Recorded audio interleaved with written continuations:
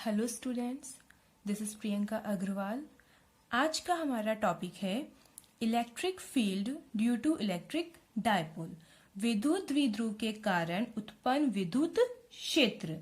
ये कितने प्रकार से होते हैं? दो प्रकार से होते हैं। कौन कौन सा? फर्स्ट है हमारे पास में axial line and second is equatorial line, अक्षीय रेखा पर और निरक्षीय रेखा पर। देखो, हमने प्रीवियस लेक्चर में इलेक्ट्रिक डायपोल के बारे में बात करी थी, इलेक्ट्रिक डायपोल की अरेंजमेंट को देखी थी। अब हमें क्या फाइंड करना है? Electric field due to electric dipole, या हम बोल सकते हैं electric field intensity due to electric dipole. तो फर्स्ट देखो क्या है इसमें, electric field at point on the axial line of an electric dipole. हमें अक्षीय रेखा पर विद्युत क्षेत्र फाइंड करना है, या हम बोल सकते हैं विद्युत क्षेत्र की तीव्रता फाइंड करनी है। तो देखो, अगर हम इलेक्ट्रिक डायपोल की बात करें तो इलेक्ट्रिक डायपोल क्या होता है? सबसे पहले हमने देखा था कि कोई ऐसी अरेंजमेंट होती है जिसमें यहां पर हमारे पास कोई एक चार्ज है माइनस क्यू, ये किसी ना किसी डिस्टेंस पर है, किससे दूर?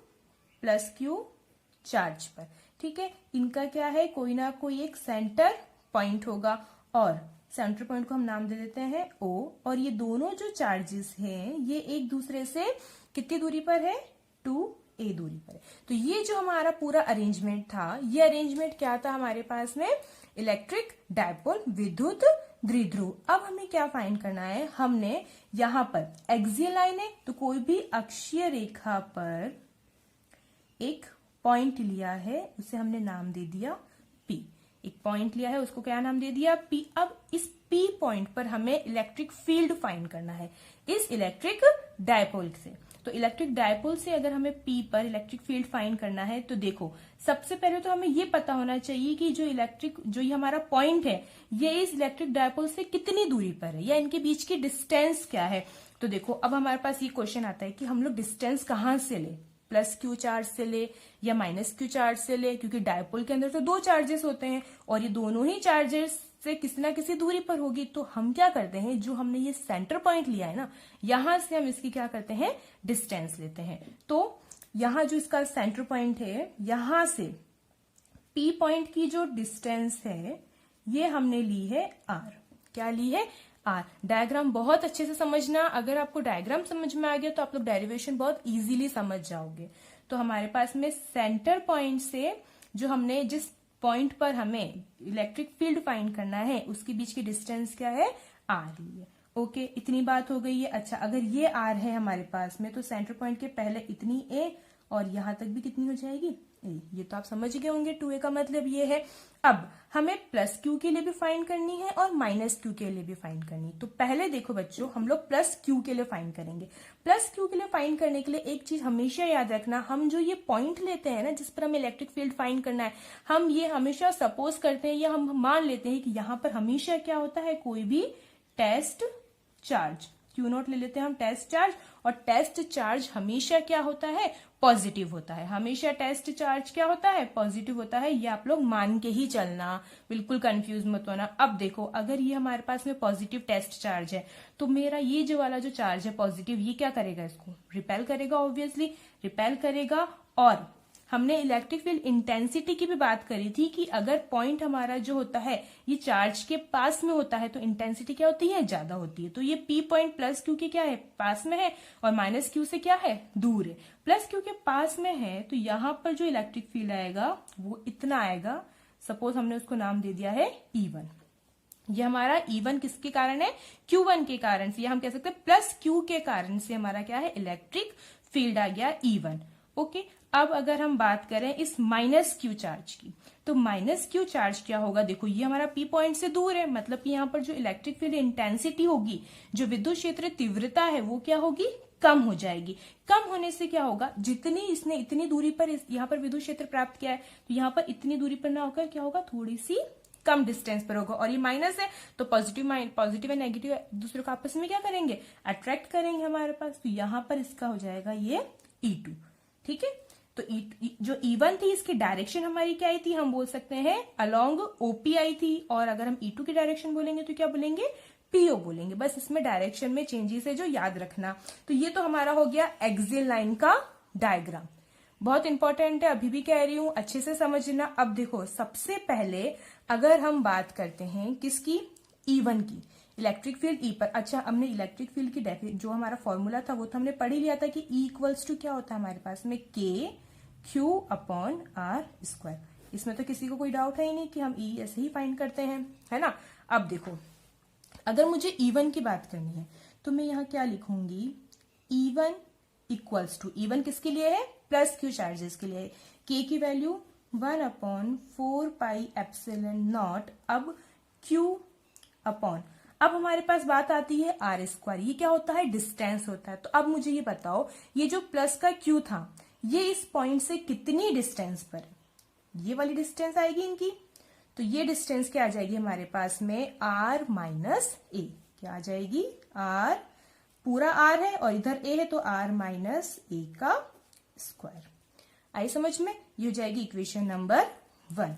अगर मैं E2 की बात करूं तो same 1/4 pi epsilon not Q upon, अब देखो आप लोग बोल रहे होंगे कि यहाँ प्लस Q है तो यहाँ प्लस क्यों नहीं लगाया, या माइनस है तो माइनस क्यों नहीं लगाया। तो हम यहाँ पर हमें चार्जेस से कोई मतलब नहीं है, हमें पता है कि E1 पॉजिटिव चार्ज के कारण है और E2 क्या है, नेगेटिव चार्ज के कारण है। ये हमने ऊपर ही इसको मेंशन कर दिया है। तो अब नीचे क्या आ जाएगा हमारे पास, देखो अगर मुझे यहां से इसकी डिस्टेंस बतानी, मतलब कि माइनस Q चार्ज से हमें इसकी P की डिस्टेंस बतानी, तो देखो O तक तो कितनी है, R, और आगे कितनी आ रही है, A, तो क्या हो जाएगी इसकी total distance R plus A। तो यहां पर क्या आ जाएगा, R प्लस A का होल स्क्वायर, इक्वेशन नंबर 2।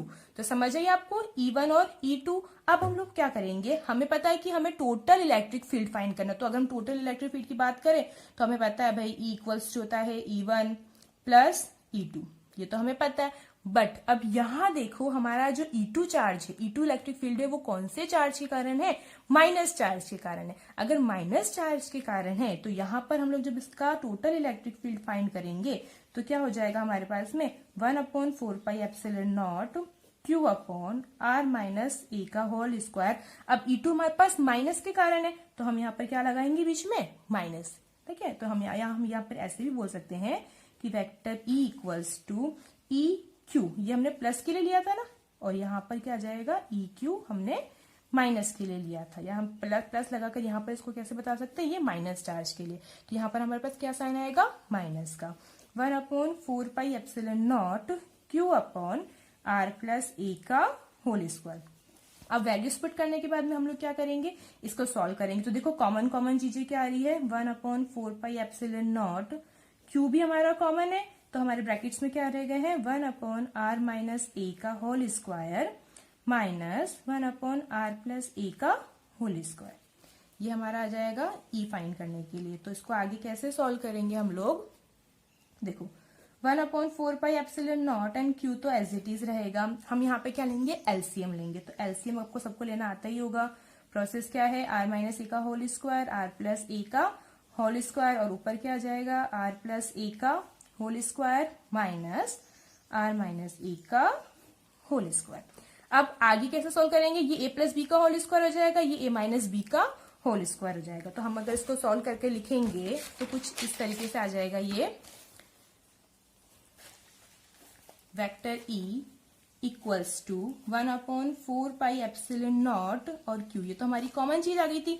अच्छा, अगर मैं देखो यहाँ पर एक बार लिख रही हूँ R प्लस ए का होल स्क्वायर, और एक बार हमें सोल्व करना था R माइनस ए का होल स्क्वायर। तो R प्लस ए का whole square R square plus 2AR plus ए स्क्वायर, यही होगा ना।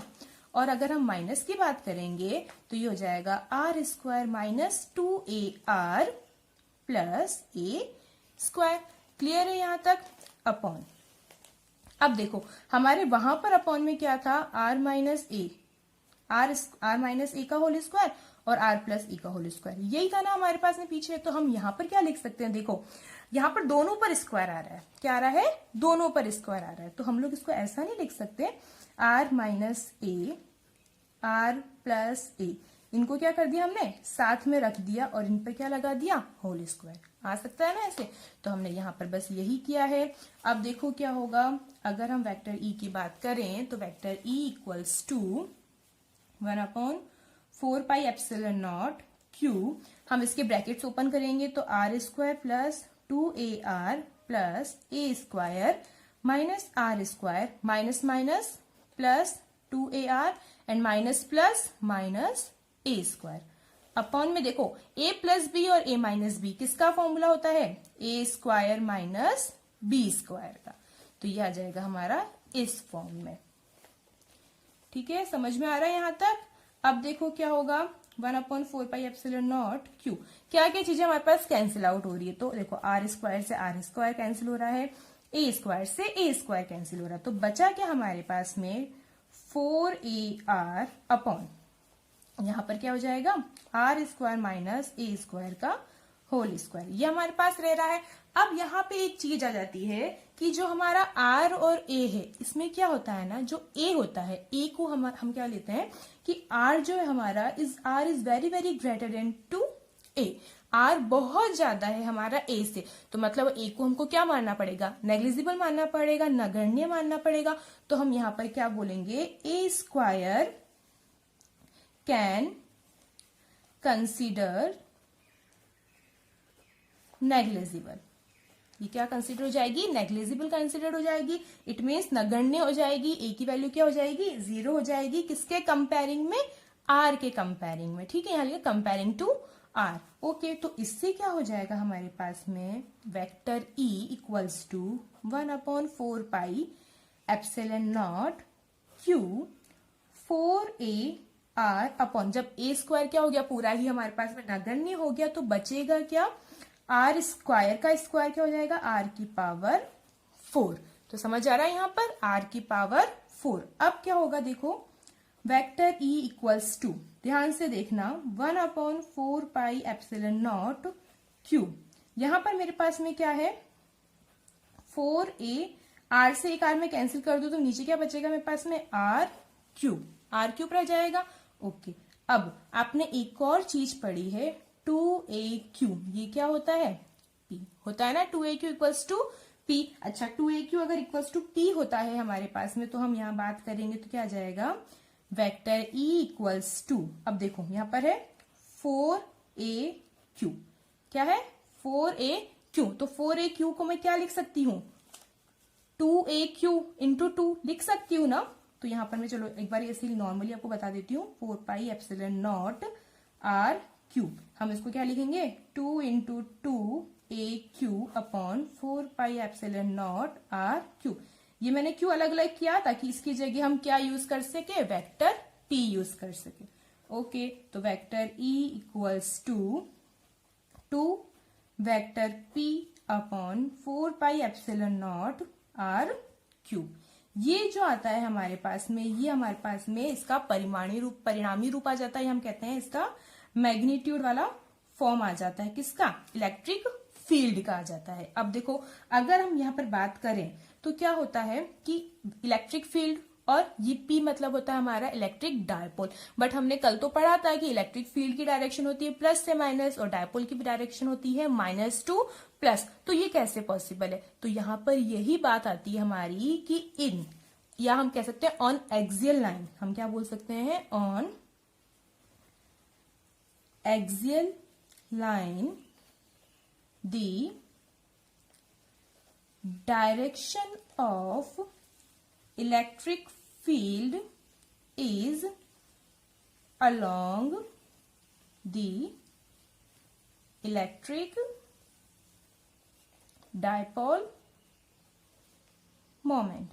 It means कि एक्सियल लाइन पर अक्षीय रेखा पर जो डायरेक्शन हमारी इलेक्ट्रिक डायपोल मोमेंट की विद्युत द्विध्रुव आघूर्ण की या विद्युत द्विध्रुव की होती है, सेम वही डायरेक्शन हमारे पास किसकी आएगी इलेक्ट्रिक फील्ड की भी आएगी। तो यहाँ पर यही बहुत इंपॉर्टेंट चीज है कि दोनों की डायरेक्शन क्या रहेगी सेम रहेगी। और आप इसको ऐसे भी लिख सकते हो कि जो वेक्टर ई है ये इनवर्सनली प्रोपोर्शनल टू किसके आ जाएंगे आर